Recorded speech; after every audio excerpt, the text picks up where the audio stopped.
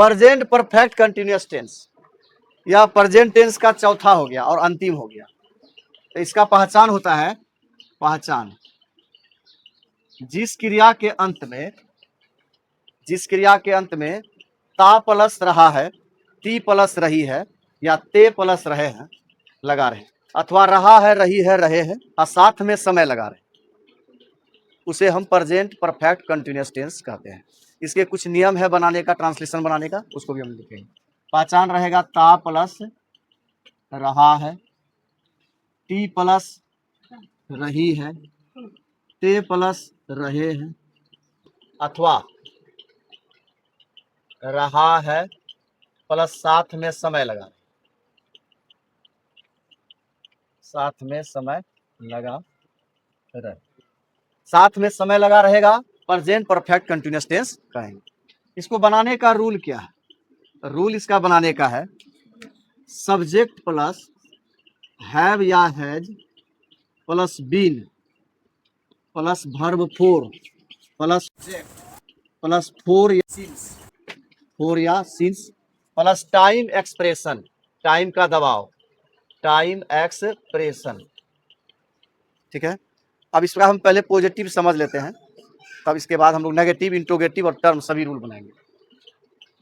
जहां जहां या वाला चिन्ह है उसको हम लोग जानेंगे कि या वाला चिन्ह के जगह पर दोनों में कौन लगेगा। हैव या हैज में कोई एक लगेगा, तो हैव हैज का प्रयोग हम लोग पढ़ चुके हैं। फोर और सिंस में कौन कहाँ लगेगा उसके बारे में। और निश्चित समय रहे, और निश्चित समय के लिए, और निश्चित समय के लिए फोर लगेगा, निश्चित समय के लिए, निश्चित समय के लिए सिंस का प्रयोग करेंगे, इसको सिंस पढ़ेंगे। ठीक है, अब सबका उदाहरण बाद में बताएंगे, पहले इसका नेगेटिव, इंट्रोगेटिव और टर्म वाला रूल कैसे बनाते हैं उसी प्रकार से ये बनेगा। 3 नंबर में नोट लगता है, तो हम पहले रूल बनाएंगे नेगेटिव। नेगेटिव का क्या होगा? 3 नंबर में नोट, तो सब्जेक्ट हो गया 1 नंबर, हैव या हैज हो गया 2 नंबर, हैव या हैज और प्लस 3 नंबर में क्या देंगे? नोट देंगे। फिर आपका बिन देंगे, verb four plus object plus for या सिंस और प्लस टाइम एक्सप्रेशन,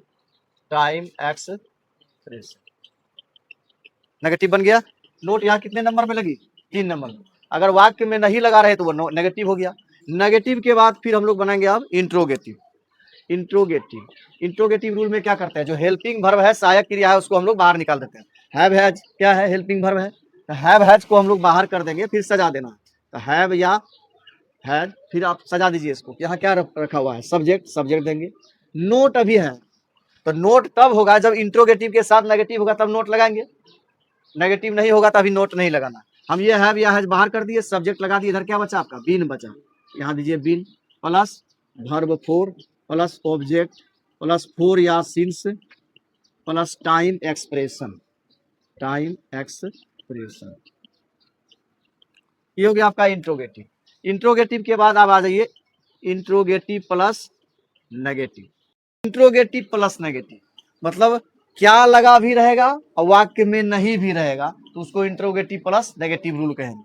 तो इसका क्या होगा? हैव या हैज दे दिए, सब्जेक्ट प्लस नोट, बोले ना वाक्य में नहीं भी रहेगा तो नोट लगाएंगे, उसके बाद बिन लगाएंगे, verb four object plus for या since plus time expression. Term वाला रूल में सिर्फ टर्म यहाँ लिख देना है, और जो यहाँ मेरा इंट्रोगेटिव रूल है हैव या हैज, उसको इसके साथ जोड़ देना। देखो टर्म लिख दिए, हैव या हैज है, हैव या has plus subject plus been plus verb four plus object plus for या सिंस प्लस टाइम एक्सप्रेशन। अंतिम में प्रश्नवाचक चिन्ह देना है। उसके बाद टर्म रूल तो मेरा हो गया। एक एक उदाहरण ले लेते हैं।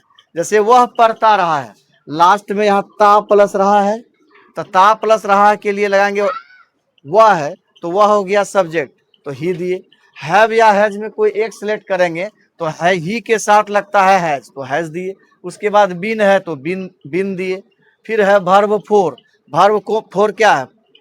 पढ़ना, तो पढ़ना का रीड होता है, रीड में आईएनजी लगा देंगे तो वो हो गया वर्ब फोर।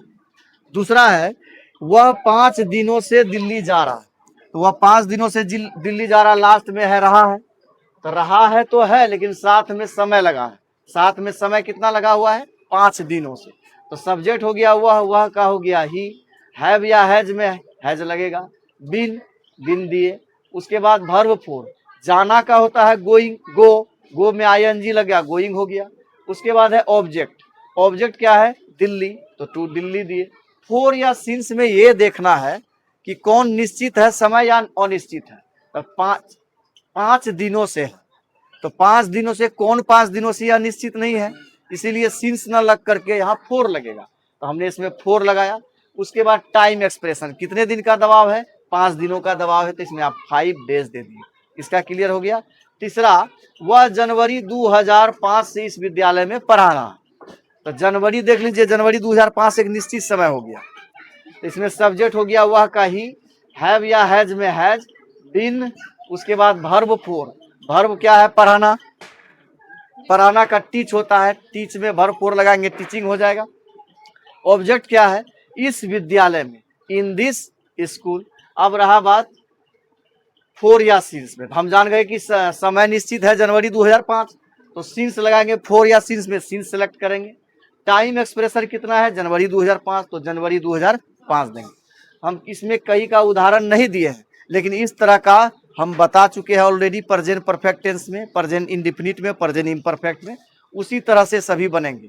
इसका उदाहरण देने का मतलब ये था कि कहीं भी अगर लास्ट में ता प्लस रहा है या रहा है और साथ में समय लगा रहे, तो हम समझेंगे वो प्रेजेंट परफेक्ट कंटिन्यूअस टेंस है। यह इसका पहचान हो गया, ये सभी रूल हो गए और कुछ उदाहरण दिए हैं।